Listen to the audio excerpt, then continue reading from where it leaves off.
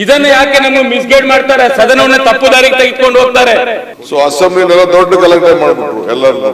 ಹಿಂದೆ prime minister ಕೂಡ ಈ ನಿಮ್ ಸರ್ಕಾರ ದಿವಾಳಿ ಆಗ್ತದೆ ಅಂತ ಕೂಡ ಅವರು ಹೇಳಿದ್ರು. ಸರ್ಕಾರ ದುಡ್ಡು ಯಾಕೆ ಕೊಡಬೇಕು, ಜನರ ತೆರಿಗೆನೇ ಯಾಕೆ ಕೊಡಬೇಕು? ನಿಮ್ ರಾಜಕಾರಣ ನೀವು ಮಾಡಿ, ನಮ್ಮ ರಾಜಕಾರಣ ನಾವು ಮಾಡ್ತೀವಿ. ನಾನ್ ಕೇಳೋ ಪ್ರಶ್ನೆಗೆ ಉತ್ತರ ಕೊಡ್ಲಿ, ಹೈಡ್ ಮಾಡೋದು ಯಾಕೆ? ಏನ್ ಹೇಳಿ ನನ್ನ ಪ್ರಶ್ನೆಗೆ ಈ ಕಂಪನಿನ ಯಾಕೆ ಉತ್ತರದಲ್ಲಿ ತೋರಿಸಿಲ್ಲ? ನಂಬರ್ 1. ನಂಬರ್ 2, ಅವರು ವಿನಾಯಿತಿ ಕೊಟ್ಟಿದ್ದೀನಿ ಅಂತ ಹೇಳ್ತಾರೆ. ಆ ವಿನಾಯಿತಿ ನೋಡಿ ಬರುತ್ತೆ ಯಾವಾಗ? ತುರ್ತು ಮತ್ತೆ ವಿಪತ್ತಿನ ಸಂದರ್ಭದಲ್ಲಿ ಮಾತ್ರ ಅಂತ ಕಾಯ್ದೆ ಹೇಳ್ತಾ ಇದೆ ಸೆಕ್ಷನ್ 4 ಅಲ್ಲಿ. ಇದಕ್ಕೆ ವಿನಾಯಿತಿ ಕೊಡ್ಲಿಕ್ಕೆ ಬರಲ್ಲ. ಇದನ್ನ ಯಾಕೆ ನಮ್ಗೆ ಮಿಸ್ಗೈಡ್ ಮಾಡ್ತಾರೆ, ಸದನವನ್ನ ತಪ್ಪು ದಾರಿಗೆ ತೆಗೆದುಕೊಂಡು ಹೋಗ್ತಾರೆ. ಅವರು ಓದ್ತಾ ಇದ್ದಾರೆ ಅಷ್ಟೇ. ಅದು ಅದಕ್ಕೆ ನನಗೆ ಗೊತ್ತಿದೆ, ಸರ್ಕಾರಕ್ಕಿಂತ ಅಧಿಕಾರಿಗಳು ಏನು ಬರ್ಕೊಟ್ಟಿದ್ದಾರೆ ಅದನ್ನು ಓದ್ತಾ ಇದ್ದಾರೆ. ಅದನ್ನ ಬಿಟ್ಟು ಇಲ್ಲಿ ಏನು ಮಾಡ್ತಾ ಇಲ್ಲ. ಸರಿ, ಉಪಮುಖ್ಯಮಂತ್ರಿ ಹೇಳ್ತಾರೆ. ಅವರು ನಮ್ಮ 5 ಗ್ಯಾರಂಟಿಗಳ ನಿವಾರಣೆ ಬಗ್ಗೆ ಯಾರ್ಯಾರು ಏನೇನು ಮಾಡ್ತಾ ಇದ್ದಾರೆ ಅನ್ನೋ ಒಂದು ವಿಚಾರನ ಪ್ರಸ್ತಾವನೆ ಮಾಡಿ. ಕರೆಕ್ಟಾ ಸರುಣವ್ರೆ? ಹೌದಣ್ಣ. ಈಗ ನಾವು ನಮ್ದೊಂದು ಚಿಂತನೆ, ನಾವು ಮಾಡಿದ ಚಿಂತನೆ ಕೆಲವರು ವಿರೋಧ ಮಾಡಿದ್ರು ರಾಜಕೀಯವಾಗಿ. ಅದೇ ನಾವು ವಿರೋಧ ಮಾಡೋದು ತಪ್ಪು ಅಂತ ಹೇಳೋದಿಲ್ಲ. ನಾವು ಬಡವರಿಗೆ ದುಬಾರಿ ಆಗ್ತಾ ಇದೆ, ಬದುಕೋದು ಕಷ್ಟ ಆಗ್ತಾ ಇದೆ ಅಂತೇಳಿ 5 ಗ್ಯಾರಂಟಿಗಳನ್ನು ನಾವು ಜನರ ಮುಂದೆ ಮಾತು ಕೊಟ್ಟು, ಆ ಮಾತು ಪ್ರಕಾರ ನಾವು ಮೊದಲನೇ ದಿನನೇ ನಾನು HK ಪಾಟೀಲ್ರು ನಾವೆಲ್ಲ ಫಸ್ಟ್ ದಿನ ಯಾರು ಅಧಿಕಾರ ತೆಗೆದುಕೊಂಡು ಅದನ್ನು ಇಂಪ್ಲಿಮೆಂಟ್ ಮಾಡಬೇಕು ಅಂತ ತೀರ್ಮಾನ ಮಾಡಿದ್ರು. ಸೊ ಅಸೆಂಬ್ಲಿನೆಲ್ಲ ದೊಡ್ಡ ಗಲಾಟೆ ಮಾಡಿಬಿಟ್ರು ಎಲ್ಲರೂ.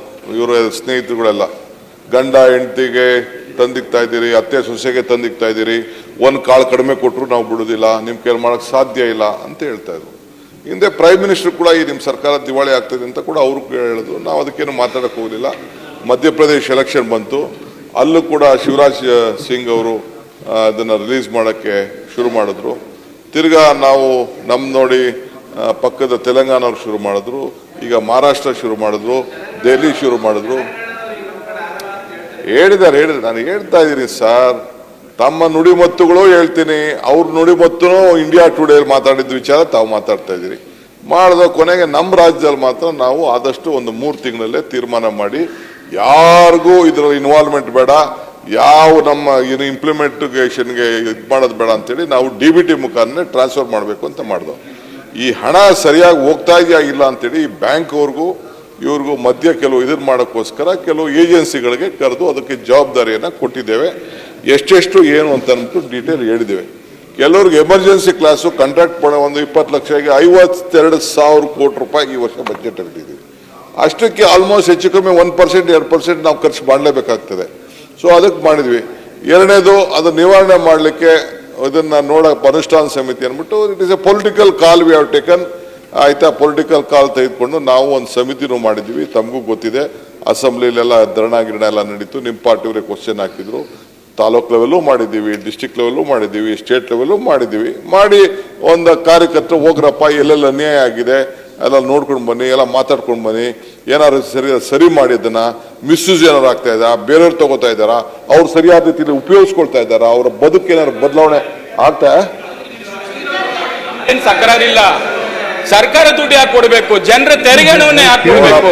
ಅದೇ ನನಗೆ ಗೊತ್ತಿಲ್ಲ. ಈಗ 1 ನಿಮಿಷ ನಾನು ಕೇಳೋ ಪ್ರಶ್ನೆಗೆ ನೀವು ಉತ್ತರ ಕೊಡ್ತಾ ಇಲ್ಲ. ಸಭಾಪತಿಗಳೇ ಉತ್ತರ ಕೇಳೋಕೆ ಕಾರಣ ಇಲ್ಲ ನೋಡಿ. ಅವರು ಅಲ್ಲ ಉತ್ತರ ಕೇಳಬೇಕಲ್ಲ, ಅವರು ಉತ್ತರ ಹೇಳ್ತಾರೆ ಎಲ್ಲ ಅಲ್ಲ ಅವ್ರು ಉತ್ತರ ಕಂಪ್ಲೀಟ್ ಮಾಡಿ. ಕ್ವಶನ್ ಎಲ್ಲ ಅಧ್ಯಕ್ಷ ಒಬ್ಬೊಬ್ಬರು ಏನೋ ಕೇಳಿದ್ರೆ ಮಾತಾಡ್ಬೋದು, ಎಲ್ಲರೂ ಮಾತಾಡ್ಬೋದು. ಕ್ವಶನ್ ಅವ್ರನ್ನ ಮಾತಾಡಲಿಕ್ಕೆ ಅವಕಾಶ ಇಲ್ಲ. ಏನ್ ಬೇಕೋ ಅವ್ರಿಗೆ ಉತ್ತರ ಕೊಡ್ತೀವಿ, ಅವಕಾಶ ಕೊಡ್ತೀವಿ. ಮಾನ್ಯ ಸಭಾಪತಿಗಳು ಯಾವ್ದಾದ್ರು ಒಂದು ನೆಪದಲ್ಲಿ ಗ್ಯಾರಂಟಿಯನ್ನು ಅಪೋಸ್ ಮಾಡಕ್ಕೆ ಬಿಡ್ತೀರಲ್ಲ, ಏನಾದ್ರೂ ಒಂದು ನೆಪ ಬೇಕು ನಿಮಗೆ ಗ್ಯಾರಂಟಿ ವಿರೋಧ ಮಾಡಕ್ಕೆ. ಗ್ಯಾರಂಟಿ ಉತ್ತರ ಕೊಡ್ತಾ ಇದ್ದಾರೆ, ಒಂದು ನೆಪ ಬೇಕಾಗುತ್ತೆ ನಿಮಗೆ. ಸಭಾಪತಿಗಳೇ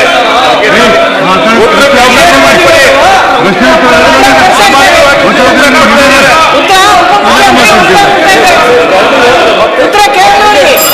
ಯಾವುದೇ ಸರ್ಕಾರ ಇಲ್ಲಿ ರಾಜಕೀಯವಾಗಿ ತೀರ್ಮಾನ ತಗೋಬೇಕಾಗತ್ತೆ. ಗ್ಯಾರಂಟಿ ಮಹಿಳೆಯರ ವಿರುದ್ಧವಾಗಿ ಒಂದು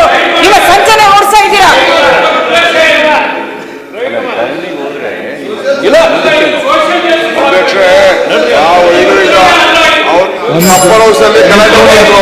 ಇಲ್ಲೂ ಸ್ಟಾರ್ ಮಾಡಬೇಕು ಮಾಡ್ತಾ ಇದ್ದಾರೆ, ಮಾಡಿ. ಎಲ್ಲರೂ ಕೂಡಿ ಒಂದ್ ನಿಮಿಷ ಕೂಡಿ. ನೀವು ಸ್ಟಾರ್ ಮಾಡೋದು ನಂದೇನು ಅಭ್ಯಂತರ ಇಲ್ಲ. ಒಂದ್ ನಿಮಿಷ ನಿಮ್ ರಾಜಕಾರಣ ನೀವು ಮಾಡಿ, ನಮ್ಮ ರಾಜಕಾರಣ ನಾವು ಮಾಡ್ತೀವಿ. ಅದಕ್ಕೆ ನಾವೇನು ಯಾವ್ದು ನಾವು ಸೊಪ್ಪಾಕಲ್ಲ, ತಲೆ ಕೆಡಿಸ್ಕೊಂಡು.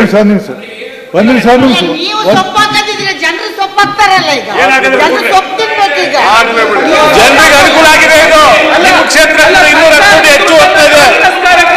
ಯಾವ ನ್ಯಾಯ ಇದೆ? ಜನರಿಗೆ ಬಿಜೆಪಿ ಜನರು ನಮಗೆ ಉತ್ತರ ಕೊಟ್ಟಿದ್ದಾರೆ. ಬೈ ಎಲೆಕ್ಷನ್ ಅಲ್ಲಿ ಜನರು ಉತ್ತರ ಕೊಟ್ಟಿದ್ದಾರೆ. ಸಭಾಪತಿಗಳೇ,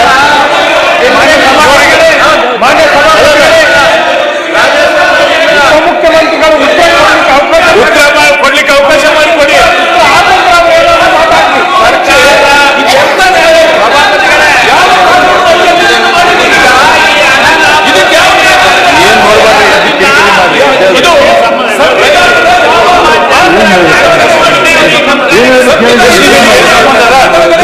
ಕ್ವಶನ್ ಅವರ್ ನಡೀತಾ ಇದೆ. ಆ ಪ್ರಶ್ನೆಗೂ ಇದು ಏನ್ ಸಂಬಂಧ? ನೀವು ಮಾತಾಡೋದಕ್ಕೆ